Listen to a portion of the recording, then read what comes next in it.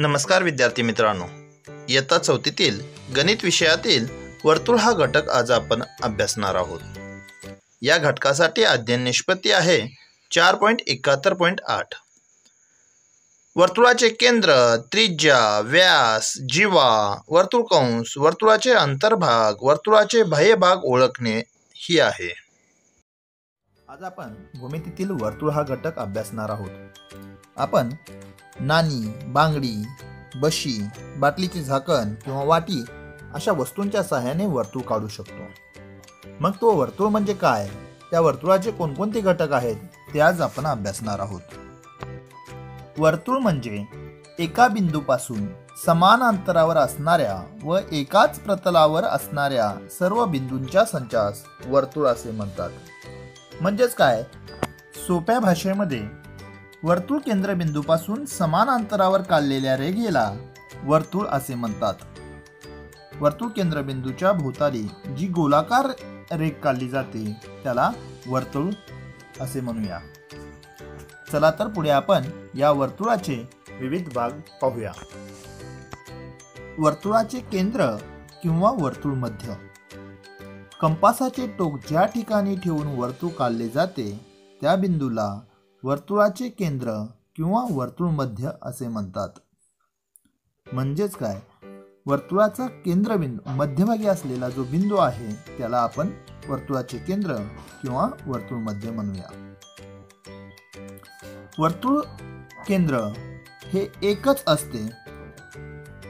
समोर दिसणाऱ्या आकृतीमध्ये ओ हा या वर्तुळाचा केंद्रबिंदू आहे. पुढील घटक आहे त्रिज्या.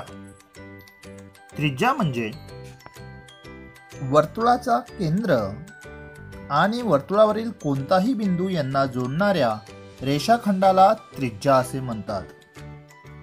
समोर दिसणाऱ्या आकृतीमध्ये OP ही एक त्रिज्या आहे. वर्तुळात असंख्य त्रिज्या असतात. आपण एकच त्रिज्या पाहिली, परंतु वर्तुळावर अनंत बिंदू असल्या कारणाने असंख्य बिंदू असल्याने त्या ठिकाणी असंख्य त्रिज्या असतात. तसेच वर्तुळाच्या सर्व त्रिज्यांची लांबी समान असते. यापुढील महत्त्वाचा घटक म्हणजे व्यास. व्यास म्हणजे वर्तुळ केंद्रातून जाणाऱ्या व वर्तुळावरील कोणत्याही दोन बिंदूंना जोडणाऱ्या रेषाखंडाला व्यास म्हणतात. म्हणजेच काय, तर वर्तुळावरील कोणतेही दोन बिंदू यांना जोडणाऱ्या एक रेषाखंड, पण तो वर्तुळ केंद्रातून गेला पाहिजे, त्याला आपण व्यास म्हणू. समोरच्या आकृतीमध्ये रेषाखंड AB हा व्यास आहे. व्यास हा त्रिज्येच्या दुप्पट असतो. त्रिज्या OA जेवढी आहे तेवढीच OB असल्या कारणाने व्यास हा त्रिज्येच्या दुप्पट असतो. वर्तुळाच्या सर्व व्यासांची लांबी समान असते. त्याचबरोबर वर्तुळात असंख्य व्यास असतात आणि व्यास सर्वात जास्त लांबीची जीवा असते. आता जीवा म्हणजे काय ते आपण पाहूया. वर्तुळावरील कोणत्याही दोन बिंदू जोडणाऱ्या रेषाखंडास जीवा असे म्हणतात. समोरच्या आकृतीमध्ये रेषाखंड CD ही जीवा आहे. अशा जीवा आपल्याला असंख्य काढता येतात. व्यास AB ही सर्वात मोठी जीवा आहे.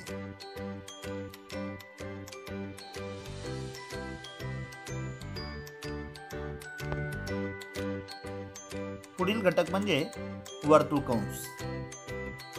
वर्तुळावरील बिंदू AB मुळे वर्तुळाचे दोन भाग झालेले आहेत. परंतु AB मुळे नेमके कोणते दोन भाग झाले आहेत हे आपल्याला समजत नाही, म्हणून बिंदूवर आपण P आणि Q हा एक बिंदू घेतले. मग आता आपल्याला APB हा एक वर्तुळकंस आहे आणि दुसरा AQB हा एक वर्तुळकंस आहे. वर्तुळाचा अंतर्भाग. वर्तुळाच्या आतील भागाला वर्तुळाचा अंतर्भाग असे म्हणतात. वर्तुळाच्या अंतर्भागात बिंदू O, बिंदू S, बिंदू G हे बिंदू आहेत. वर्तुळाचा बाह्यभाग. वर्तुळाच्या बाहेरील भागास वर्तुळाचा बाह्यभाग असे म्हणतात. बिंदू टी, बिंदू एच हे वर्तुळाच्या बाह्य भागात आहेत. तर बिंदू ए, बिंदू बी, बिंदू पी, बिंदू क्यू हे वर्तुळ परिघावरील बिंदू आहेत. वर्तुळ परिघ म्हणजे काय ते आता पाहूया. वर्तुळाची कडा म्हणजे वर्तुळाचे परिघ होय.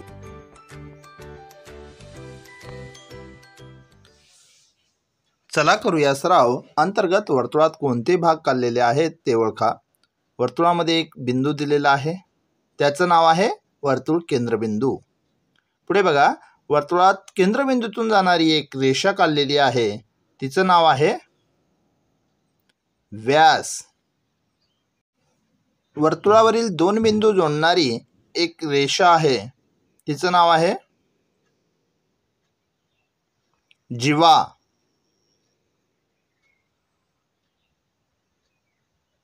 वर्तुळ केंद्रबिंदू आणि वर्तुळावरील एक बिंदू यांना जोडणारी एक रेषा आहे, तिचं नाव आहे त्रिज्या.